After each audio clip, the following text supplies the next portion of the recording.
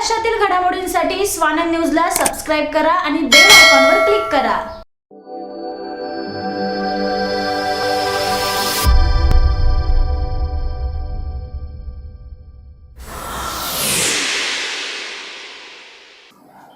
देखिए, कल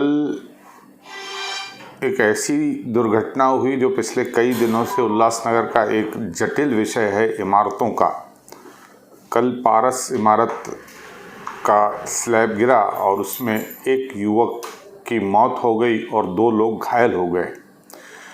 और कई पोस्टरों में ऐसा दिखा कि आज उल्लासनगर में गृह निर्माण मंत्री व जल संपदा मंत्री उल्लासनगर में आए हुए हैं, संयोग से आए हुए थे, लेकिन इनकी संवेदनशीलता इतनी रह गई है कि मंत्री अगर उस समय शहर में हैं, उसके बावजूद भी वह घटनास्थल पर आते नहीं हैं और वहाँ के लोगों का हालचाल नहीं पूछते हैं।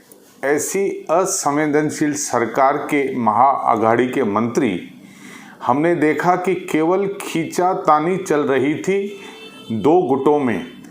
एक गुट अपने घर में लेके जाने का प्रयास कर रहा था, दूसरा गुट अपने यहाँ पर राजनीतिक लोगों को बिठाए रखे थे। हर कोई शक्ति प्रदर्शन का यहाँ पर अपना शक्ति प्रदर्शन करने का प्रयास करता दिख रहा था। देखिए, मैं ये कहता हूँ कि आप विशेष रूप से अगर दौरा करने नहीं आते हो, लेकिन आप संयोग से उस दिन हो और वहाँ पर ही हो, उसके बावजूद भी आप लोगों का दुख दर्द नहीं बांटते, तो ऐसी सरकार से हम क्या अपेक्षा रख सकते हैं। मुझे तो जितेंद्र आव्हाड गृह मंत्री उनसे तो कोई अपेक्षा ही नहीं है, क्योंकि उन्होंने पहले भी कहा था हमसे पैसों की अपेक्षा मत करना। मंत्री महोदय जी, हमें पैसे नहीं चाहिए, लेकिन कम से कम हमारे जख्मों पर अगर आप मरहम लगाने के लिए 2 मिनट के लिए घटनास्थल पर आ जाते तो कहीं न कहीं लोगों का ढाढ़स बनता और लगता कि सरकार के मंत्री संवेदनशील है। नहीं, लेकिन ठीक है, अभी यह पूरी जवाबदारी सत्ताधारियों की होगी, क्योंकि इन्होंने पहले भी दौरे यहाँ पर कई मंत्री आए, उन्होंने दौरा किया और उसमें कहा कि 5-5 लाख रुपए देंगे। वो तो पैसे आज तक नहीं दिए।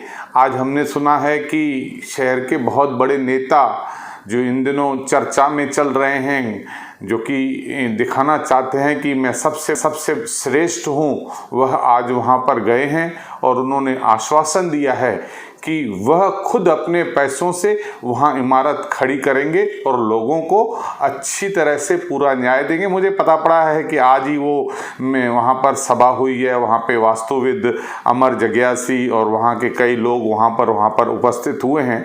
देखिए, करनी और कथनी में अंतर नहीं होना चाहिए। केवल चुनाव हैं, इसीलिए लोगों को झूठे आश्वासन दो और झूठे आश्वासन देकर उनको केवल उस भर के लिए सांत्वना देना ठीक नहीं है। इन सारी इमारतों को इस सरकार महाअघाड़ी की सरकार को चुनौती है कि पूरी तरह से इस मुद्दे को समाप्त करना होगा, क्योंकि कितने दिनों से सर्वे चल रही है, C1, C2, C3, क्या रहा है प्रशासन और क्या सरकार कर क्या रही है। केवल लाशों के साथ खेलने का काम है, लोगों को मरने देना है। आखिर कब उल्लासनगर की जनता को न्याय मिलेगा और कब सारी चीज़ें ठीक होगी, उस दिन का हमें बेसब्री से इंतजार होगा। कुल मिलाकर कल के मंत्रियों के दौरे से भारतीय जनता पार्टी को निराशा ही हाथ लगी है। महाराष्ट्रातील घडामोडींसाठी स्वानंद न्यूजला सबस्क्राइब करा आणि बेल आयकॉनवर क्लिक करा।